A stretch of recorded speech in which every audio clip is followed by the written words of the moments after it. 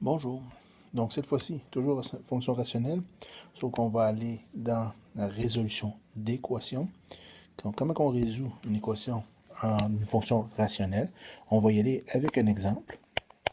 On va y aller avec un exemple du genre 9 sur x plus 1 moins 3, ça c'est f de x, qui est égal à 5. Donc ici, première chose que je remarque, c'est que ma partie gauche, donc ma règle comme telle, c'est celle que j'avais utilisée à la capsule précédente. Donc graphiquement, elle a l'air d'à peu près ça. Donc, à moins 3 puis à moins 1 les asymptotes. Et elle a une courbure de ce genre-là, ici, qui a 1 et 3. Puis moi, ce que je demande, dans le fond, par ça, c'est quand est-ce qu'elle passe à 5.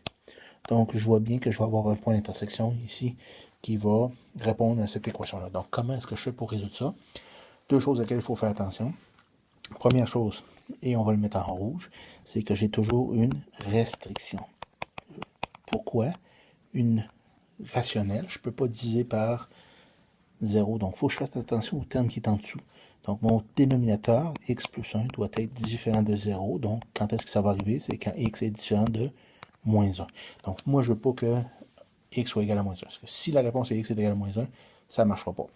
Je le fais, ce n'est pas essentiel dans la résolution d'équations, mais je le fais quand même par habitude parce que c'est une rationnelle. Dès qu'on divise par un x, il faut avoir une restriction. Donc, je le fais maintenant, même si ce n'est pas essentiel, mais dans les inéquations, vous allez voir, c'est essentiel. Donc, voilà pour cette partie-là. Et après, qu'est-ce qu'il me reste à faire? J'isole mon x plus 1, j'isole mon x. Donc, 9 sur x plus 1.